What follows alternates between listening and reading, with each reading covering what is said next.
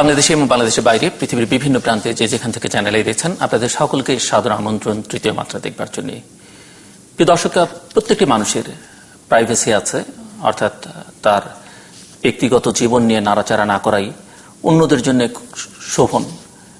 কিন্তু যে মানুষরা অন্যদেরকে স্বপ্ন দেখান, যে মানুষদেরকে সাধারণ মানুষ আদর্শ ভাবে, যে মানুষদেরকে অতি সাধারণ মানুষরা তাদের স্বপ্নের পুরুষ বা নারী ভাবেন, বা যারা স্বপ্নকে ফেরি করে বেড়ান, সেই সব মানুষের ব্যক্তি জীবন, অর্থাৎ যাদেরকে আমরা পাবলিক ফিগার বলি, তাদের ব্যক্তিগত জীবন নিয়ে মানুষের কৌতূহল আছে এবং এই কৌতূহলটা মেটানোটাও তাদের দায়িত্ব এবং কর্তব্যের মধ্যে পড়ে। তার একটা সীমারেখা আছে, সেই সীমাটা কতখানি সেটি নিয়েও অনেক বিতর্ক রয়েছে। কিন্তু এইসব পাবলিক ফিগার বা সেলিব্রিটি যাদেরকে আমরা বলি, তাদের কারণে অনেক সময় আত্মহত্যা করতে দেখা যায়, অনেকের জীবন তাদের কারণে ধ্বংস হয়ে যায়, অনেকে হুবহু তাদেরকে অনুকরণ করবার চেষ্টা করেন। এইসব কারণে সেই সব মানুষদের ব্যক্তিগত জীবন নিয়ে নাড়াচাড়া করবার খানিকটা অধিকার গণমাধ্যম রাখে এবং সেই সূত্র ধরে সাধারণ মানুষ রাখেন। আজকে যিনি আমার অতিথি, ঠিক তার সঙ্গে যেসব বিষয় নিয়ে আমরা কথা বলবো, সেটি কথা বলবার মোক্ষম সময় এখন নয়, কিন্তু তারপরও আমরা কথা বলবো নানান বিবেচনা থেকেই। এবং যিনি আমার অতিথি, তিনি একজন স্থপতি, তিনি সমাজে প্রতিষ্ঠিত বাবা মায়ের সন্তান, মা সংসদ সদস্য তার। তিনি ভালো গান করেন, তিনি অভিনেত্রী, জাতীয় পুরস্কার পেয়েছেন অভিনয়ের জন্য। তিনি এমন একজনের স্ত্রী যার মতো জনপ্রিয় মানুষ তিনি নানার মাধ্যমে কাজ করেছেন। সেই মানুষটি বাংলাদেশের ইতিহাসে এখন পর্যন্ত সাহিত্যের অঙ্গনে, গণমাধ্যমে, টেলিভিশনে বা চলচ্চিত্রে এখন পর্যন্ত জন্ম নেয়নি তার মতো এত জনপ্রিয় মানুষ। ভবিষ্যতে কবে কখন জন্ম নেবে সেটি বলা দুরূহ। ইতিমধ্যেই তিনি প্রয়াত। তার স্ত্রী আজকে আমাদের অতিথি মেহের আফরোজ শাওন। স্বাগত আপনাকে স্টুডিওতে। কেমন আছেন? এই প্রশ্নটা করা একেবারেই অবান্তর আপনাকে। তারপর আমি জানতে চাইছি যে আপনি কেমন আছেন এখন। আপনার জীবনকে আমি দুটো ভাগে ভাগ করে যদি এই প্রশ্নটা করি, যে যখন আপনি বিয়ে করেছিলেন তার পরের সময়টা, আর হুমায়ুন আহমেদ মারা যাবার পরের এই সময়টায়, কারণ সেই সময়টা তো কিছু আলোচনা সমালোচনা হয়েছে, প্রশ্ন হয়তো জনমনে ছিল। আজকেও অনেক একজন মানুষ মারা যাওয়ার পরে যেসব কথাবার্তা না হওয়ার মতো পরিবেশ সময়, কিন্তু হুমায়ুন আহমেদের ক্ষেত্রে সেটি হয়েছে। বাংলাদেশের এই নন্দিত কথা সাহিত্যিক বা কিংবদন্তি তুল্য মানুষকে মারা যাবার পরেও। সে কারণে জিজ্ঞেস হচ্ছে এই দুটো সময়ের মধ্যে তুলনা করলে আপনি এখন কেমন আছেন? এখন আমি ভালো নেই, ভালো থাকার চেষ্টা চালিয়ে যাচ্ছি প্রতিনিয়ত। আর যদি সেই সময়টির সাথে তুলনা করতে বলেন, তাহলে বলবো সেই সময়টিতেও খুব বেশি ভালো থাকার হয়তোবা কথা ছিল না। চারদিকে নানা ধরনের প্রশ্ন, নানা ধরনের যারা প্রশ্ন করছে নিজেরাই উত্তর বানিয়ে নিতে চাইছে, তখনও সেরকম একটা ব্যাপার ছিল।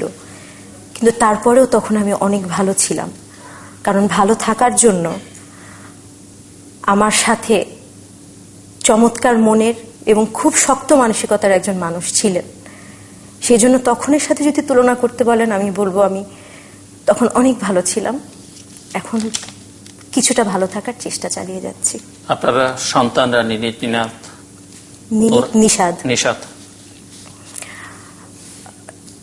যতক্ষণ ভালো থাকা সম্ভব ততটুকুন ভালো আছে। ছোটটির বয়স 2 হলো, তার বাবার মারা যাবার পর সেপ্টেম্বরের 6 তারিখ তার বয়স 2 হলো। সে আসলে এখনো কিছুই বুঝতে পারে না, বুঝতে পারার কথাও না। সেলফোন হাতে নিয়ে সে এখনো বাবার সাথে কথা বলে, হ্যালো বাবা, এই দুটো কথাই বলে, এর বেশি আসলে বলতে পারে না। বাবার ছবি দেখে, বাবার ছবিতে আদর করে, বাবার ছবিতে চুমু খায়। আর আমার বড় ছেলের বয়স 5.5 বছর।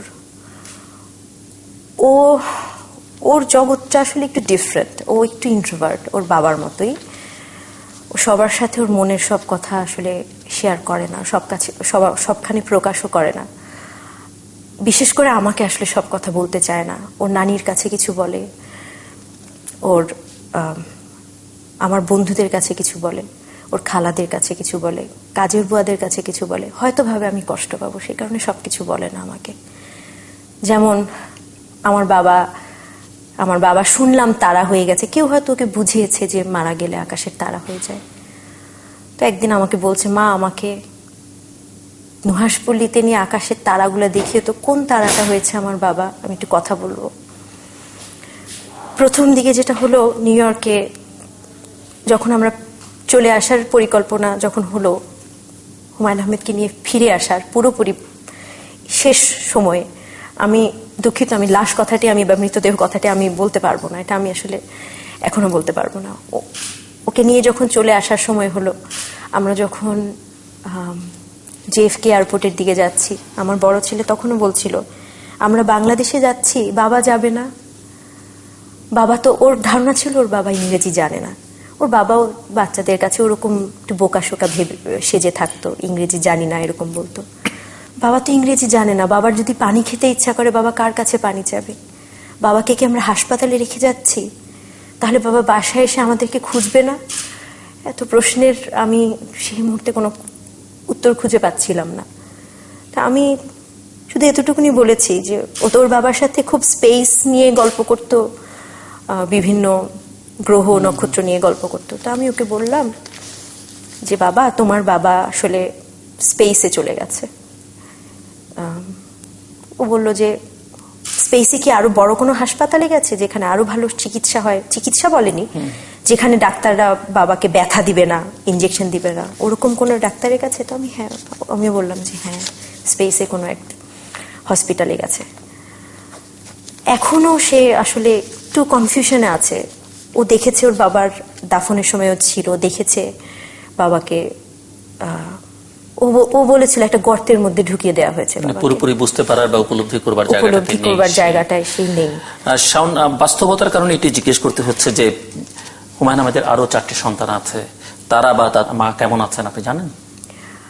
মানে এখন জানেন কিনা? বা আমি আসলে, ভালো থাকার তো কথা না, ওদের বাবা নেই, নিশ্চয়ই খুব মনোকষ্টে থাকারই কথা। মানে এই প্রশ্নগুলো এই কারণে আসবে যে মৃত্যুর আগ পর্যন্ত হুমায়ুন আহমেদ 2টো জীবন যাপন করেছেন, এক পর্যায়ে তার এক স্ত্রী এবং 4 সন্তান, পরে আপনি এবং অন্য 3 সন্তান। যে প্রশ্নটা এখন থাকবে যে হুমায়ুন আহমেদ নেই এবং আপনার সামনে অনেকটা সময়, বাকিটা সৃষ্টিকর্তার উপরে। এই লম্বা সময়টা আপনি কোন পরিচয়ে পরিচিত হবেন? হুমায়ুন আহমেদের স্ত্রী, সঙ্গীত শিল্পী, স্থপতি অথবা অভিনেত্রী? আসলে একটি পরিচয়ে কি পরিচিত হতে হবে? হুমায়ুন আহমেদের স্ত্রী একজন স্থপতি, দুটি পরিচয় কিন্তু একজন মানুষেরই পরিচয়। হুমায়ুন আহমেদের স্ত্রী একজন সঙ্গীত শিল্পী। আমি জানি না ভবিষ্যতে আমি কতদিন পরে গান গাইতে পারবো, আদৌ পারবো কিনা, অভিনয় করতে আদৌ আমার কখনো ইচ্ছা হবে কিনা, আমি এখনো জানি না। কিন্তু হুমায়ুন আহমেদের স্ত্রী, এই পরিচয়টা আমার সবসময় থাকবে। এই পরিচয়টা আমার খুব হৃদয়ের কাছের একটা পরিচয়, আমার খুব অহংকারের একটা পরিচয়। আমি হুমায়ুন আহমেদের স্ত্রী, আমি হুমায়ুন আহমেদের পাশে যেভাবে ছিলাম আমি সেভাবেই থাকব বাকিটা জীবন।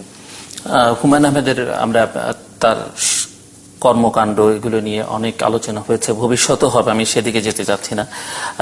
অসুস্থ যখন হলেন, বিশেষ করে ক্যান্সার যখন ধরা পড়লো, সেটা কখন, কোথায় এবং কিভাবে? হুমায়ুন আহমেদ ডাক্তারের কাছে যেতে ভয় পেতেন, উনি হসপিটাল পছন্দ করতেন না, সেটা নিজের অসুস্থতাতেও পছন্দ করতেন না। আমার শাশুড়ি যতবার হসপিটালে ভর্তি হয়েছেন অসুস্থ হয়ে, খুব জোর করে হসপিটালে দেখতে নিয়ে যেতে হতো।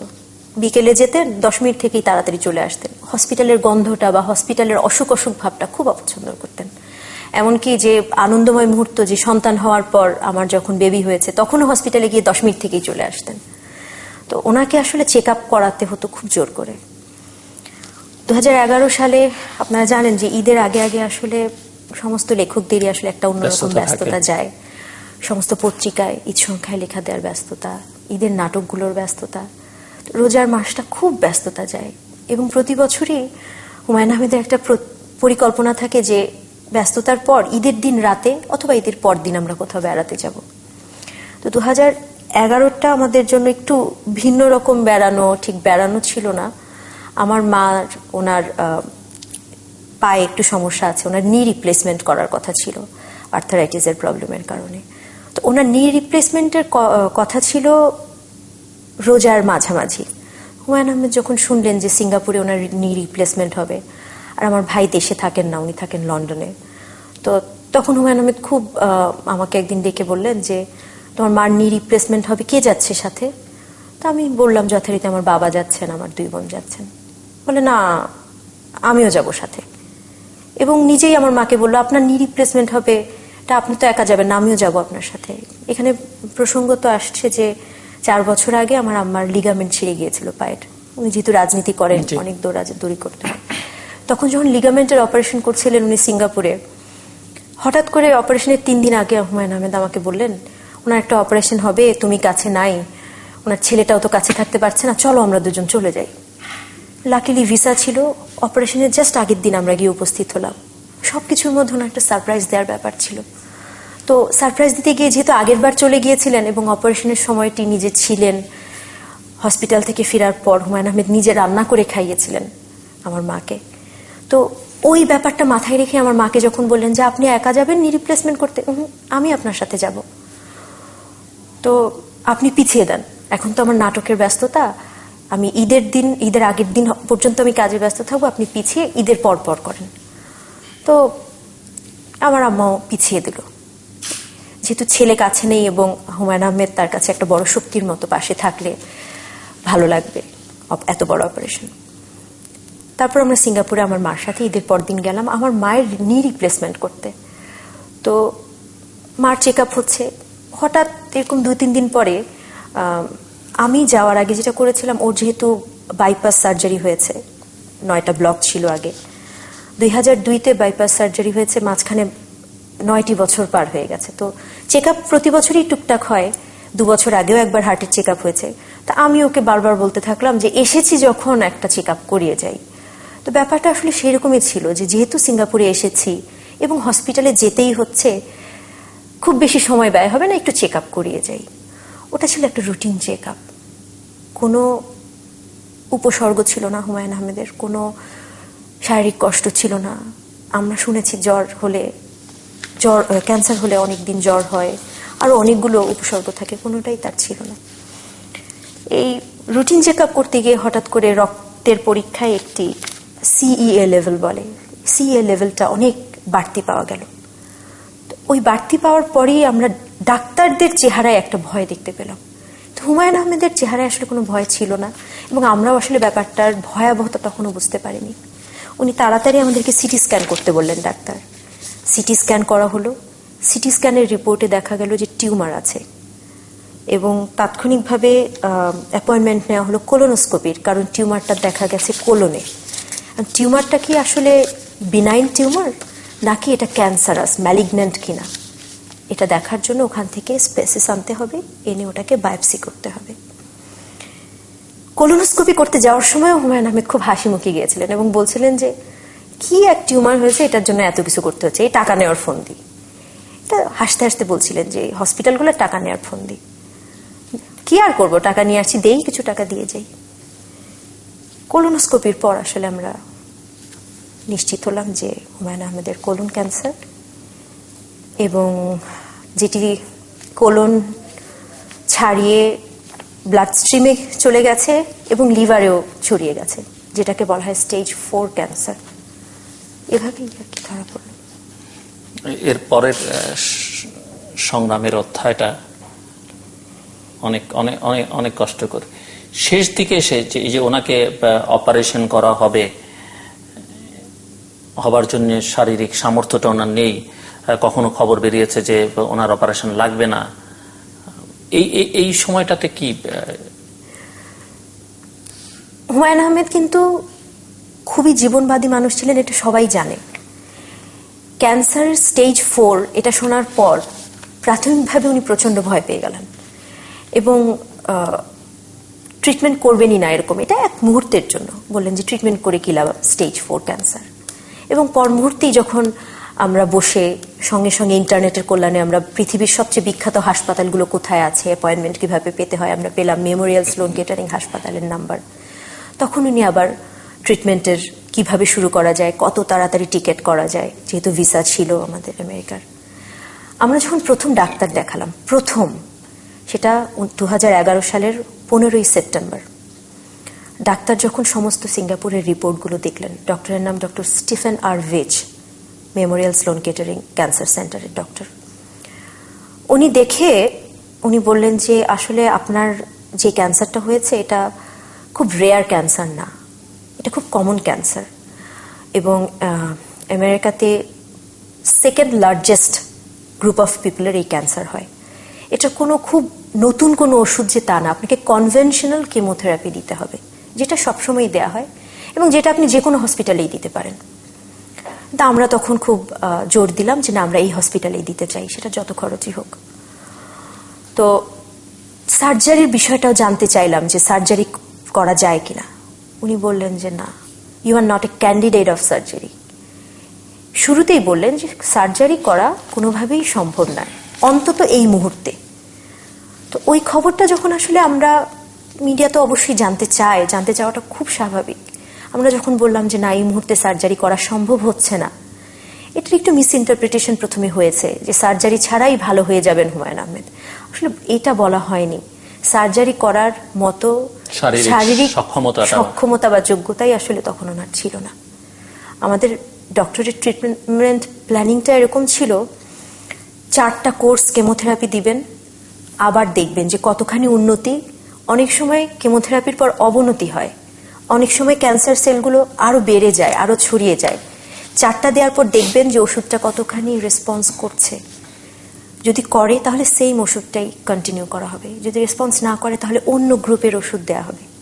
প্রথম 4টা কেমোথেরাপির পর আমরা বেশ আশা পেলাম যে হ্যাঁ, ওষুধটা রেসপন্স করছে, টিউমারগুলো আস্তে আস্তে শ্রিঙ্ক করে যাচ্ছে, ছোট হচ্ছে একটু একটু, এবং আমরা খুবই আনন্দ নিয়ে আমরা একই হসপিটালে আমরা 5ম কেমোথেরাপিটা শুরু করলাম। এবং এটা হুমায়ুন আহমেদ ওনার লেখায়ও লিখেছেন এবং এটা সবাই জানেন আপনারা, যে আমেরিকাতে একটা প্রাইভেট হসপিটালে ট্রিটমেন্ট করার যে খরচ, ওটা কুলিয়ে উঠতে আমাদের আসলে খুব কষ্ট হচ্ছিল।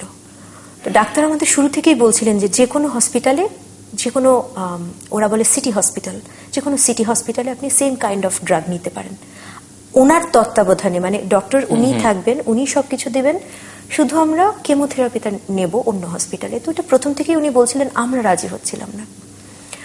5টা কেমোথেরাপির পর আমরা একটু চিন্তা ভাবনা করা শুরু করলাম, কারণ যেখানে $17,000 এক একটা কেমোথেরাপি, যেখানে শুধু কেমোথেরাপিটা পুশ করার জন্য $300, খুলে 2 দিন পরে গিয়ে ওটা খুলে নিয়ে আসতে হতো, ডিসকানেক্ট করতে হতো, ডিসকানেক্ট করার জন্য আরো $384। তো এইসব বিষয়গুলো যখন আমরা দেখলাম, আমরা খোঁজ নেওয়া শুরু করলাম যে সিটি হসপিটালগুলোতে আসলেই মান একরকম কিনা।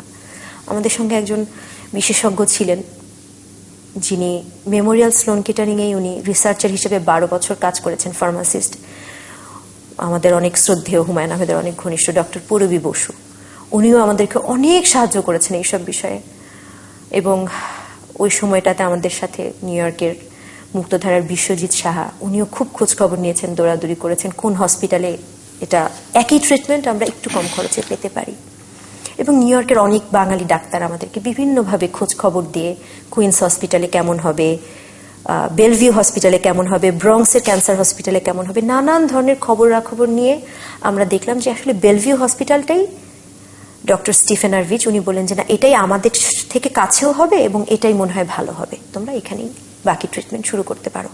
এবং উনি ওনাকে রিকোয়েস্ট করার পর উনি করলেন কি, কেমোথেরাপির যত ড্রাগগুলোর যা রেজিমেন্ট, কোনটা কতটুকুন অংশ দেয়া হচ্ছে, একদম সম্পূর্ণ ব্রেকডাউন উনি দিয়ে দিলেন, যেটা আসলে সব ডাক্তাররা দেয় না। অবশ্যই কৃতজ্ঞতা জানাবো ওনাকে। এই যে এই সময়টাতে ওনার মানসিক প্রতিক্রিয়া কি ছিল, এই যে অপারেশন করা যাবে যাবে না? হুমায়ুন আহমেদ একেবারে অপারেশনের আগ মুহূর্তকার সময়টাতে আসলে হুমায়ুন আহমেদ একটা মিরাকেলের জন্য অপেক্ষা করছিলেন। আমরা সবাই সেই মুহূর্তে একটা মিরাকেলের জন্য অপেক্ষা করছিলাম, কারণ যেখানে আমরা জানি যে অপারেশন করাই যাচ্ছে না, আর 4th স্টেজের ক্যান্সার এমন একটা সময় যে এটা শুধু কেমোথেরাপি দিয়ে পুরোপুরি ভালো হওয়া সম্ভব না।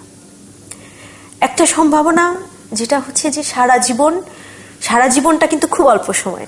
আমরা সেই সময়টা জানতে চেয়েছিলাম ডাক্তারের কাছে যে আমরা যদি কখনো সার্জারি করতে নাই পারি তাহলে what are the options. Doctor বলেছিলেন যে ওরাল কেমোথেরাপি আছে, কারণ যেটা আইভিতে যে কেমোথেরাপিটা দেয়া হয় সেটা খুবই পেইনফুল, 12টার পর আর দেওয়া সম্ভব না। হাতের রগগুলো কালো হয়ে যায়, নষ্ট হয়ে যায়, যে কারণে হুমায়ুন আহমেদের একটা আর্টিফিশিয়াল আর্টারিও বসানো হয়েছিল তার হাড্ডির নিচেই, এখানটায় একটা আর্টিফিশিয়াল আর্টারি, মেডিপোর্ট বলে। তো 12টা কেমোর পর ওরাল কেমো, ওটার নাম হচ্ছে জোলাডো, ওটা খেলে কোনো রকমে বেঁচে থাকা যাবে ম্যাক্সিমাম 6 মাস। এটার জন্য আসলে আমরা অপেক্ষা করছিলাম না, ওষুধ খেয়ে 6 মাস বেঁচে থাকার জন্য। আমরা একটা মিরাকেলের অপেক্ষা করছিলাম। সেই মিরাকেলটা সার্জারি বা সার্জারির মতো শারীরিক সক্ষম হওয়া, অথবা যে কোনো একটা মিরাকেল। তো হুমায়ুন আহমেদের মানসিক অবস্থাটা এমন ছিল, সার্জারির পর্যায়ে যাওয়ার জন্য টিউমারগুলো এতখানি ছোট হতে হবে যে সার্জারি করে, এবং এতখানি ছোট শুধু না, কিছু কিছু মিলিয়েও যেতে হবে। কারণ সার্জারি আসলে যখন ছড়িয়ে যায় সব জায়গায় সার্জারি করা যায় না। লিভারের একটা অংশে যদি টিউমার থাকে এই অংশটুকুন ফেলে দেওয়া যায়, কিন্তু যদি পুরো লিভারটা যদি টিউমার থাকে, ছোট ছোট ছোট ছোট অনেক টিউমার, অনেকগুলো, এগুলো আসলে কয়টা একটা লিভার পুরো ওপেন করা যায় না, এক পাশ থেকে কেটে ফেলতে হয়। আমরা অপেক্ষা করছিলাম ছোটগুলো মিলিয়ে যাবে আর বড়গুলো সার্জারি করে ফেলবে। এবং হুমায়ুন আহমেদ ভালো কিছুর জন্য অপেক্ষা করছিলেন। মাঝে মাঝে খুব ডিপ্রেসড হয়ে যেতেন। 8টা কেমো হওয়ার পর যখন দেখা গেল যে তখনও উনি সার্জারির জন্য ফিট না, তখন উনি একটা পর্যায়ে এরকমও ভেবেছিলেন না, বলেছিলেন যে চলো আমরা নুহাশপল্লী চলে যাই, বাকি জীবনটা নুহাশপল্লীতে বসে অপেক্ষা করি, এই কি ওরাল কি কেমোনা দিবে, ওইটা গিয়ে নুহাশপল্লীতে গিয়ে মৃত্যুর জন্য অপেক্ষা করি। আমি তখন বাচ্চাগুলোকে সামনে নিয়ে এসেছিলাম যে বলো তুমি ওদের দিকে তাকিয়ে, তুমি কি আসলে মৃত্যুর জন্য অপেক্ষা করতে চাও, নাকি কিছু একটা নিষাদকে সামনে এনে, যে এমন কিছু একটা যে ডাক্তাররা কিন্তু বলেনি যে কখনো সম্ভব না, হয়তো বা হতে পারে, কখনো হতেও পারে, সেই যে হতেও পারে, যেই 7% চান্স স্টেজ 4 ক্যান্সারে। আমি সবাইকে বলছি আপনারা একটু ইন্টারনেটে ঢোকেন, স্টেজ 4 ক্যান্সারের সার্ভাইভাল রেট অনলি 7%। কেন সেই 7%-এ হুমায়ুন আহমেদ হতে পারে না? এটাই আমাদের আশা ছিল, হতেও তো পারত। শাওন, আমি আপনার মনের অবস্থাটা বুঝি, এবং আমি আপনার পরিচয়গুলো অনুষ্ঠানের শুরুতেই বলেছি, কিন্তু এট দ্য সেম টাইম যেটা আমি বলিনি বা এখন বলছি, যে আপনি নিজেও জানেন যে আপনার এইসব পরিচয়ের পাশাপাশি আপনি সমালোচিত, খানিকটা কারো কারো কাছে নিন্দিত এবং বিতর্কিত, এবং এই প্রশ্নগুলো এসছে, আপনি নিশ্চয়ই স্বীকার করেন যে এই বিষয়গুলো আপনার নামের সঙ্গে ইতিমধ্যেই জড়িয়ে গেছে। সো হুমায়ুন আহমেদ যখন মারা গেলেন এবং তাকে দেশে নিয়ে আসা হলো, এই সময়টাতে একটা অভিযোগ যে আপনি তার দাফন করা নিয়ে অনেক বেশি বাড়াবাড়ি করেছেন। আপনার কাছে কি মনে হয়? বাড়াবাড়ি করেছেন এই অর্থে যে আপনি তাকে নুহাশপল্লীতেই কবর দিতে হবে এই বিষয়টি নিয়ে, এবং দ্বিতীয়ত তার আগের সন্তানরা যেখানে চায়নি, ইভেন তার সন্তানরা আর কি, সেই অর্থে বলছি যে তার মা চাননি যেখানে, এবং আপনি এমন কথাও সংবাদ মাধ্যমে বেরিয়েছে যে আপনি কোর্টে যাবার কথা বলেছেন। শেষ পর্যন্ত খবরটা এসছে যে তারা হিমঘরে রাখতে চায়নি, সে কারণেই তারা আপনার সিদ্ধান্তকে মেনে নিয়েছে, নুহাশপল্লীতে কবর দেওয়া হয়েছে। হুমায়ুন আহমেদের কবর হওয়া প্রসঙ্গে, দাফন প্রসঙ্গে অনেক আলোচনা তখন হয়েছে। এই আলোচনাটা কিছুটা কমে গেলেও এখনো আছে মানুষের মধ্যে প্রশ্নটা। হুমায়ুন আহমেদ এমন একজন মানুষ ছিলেন, উনি ওনার নিজের মৃত্যু নিয়ে সব সময় রসিকতা করতেন, এবং অসুস্থ হওয়ার পরও করেছেন, অসুস্থ হওয়ার আগে তো অনেক বেশি করেছেন, এবং কবর নিয়ে উনি অনেক সময় অনেক কথা বলেছেন। আমি ব্যক্তিগতভাবে গত 8 বছরে 20 থেকে 25 বার ওনার মুখে কবর নিয়ে গল্প শুনেছি। 20-25 বারের প্রতিবারই গল্পটা ছিল নুহাশপল্লীকে ঘিরে। হ্যাঁ, আমি এটার জন্য একটা বইও আমি নিয়ে এসেছি। এটা অনেকেই জানেন, অনেকেই হয়তো বা জানেন না। হুমায়ুন আহমেদের লেখা আমি বইটার 184 পৃষ্ঠায় উনি নিজের কবর নিয়ে লিখেছেন, যেখানে লেখা, কল্পনায় দেখছি নুহাশপল্লীর সবুজের মধ্যে ধবধবে শ্বেত পাথরের কবর, তার গায়ে লেখা, চরণ ধরিতে দিও গো আমারে, নিও না সরায়ে। নিজের কবরের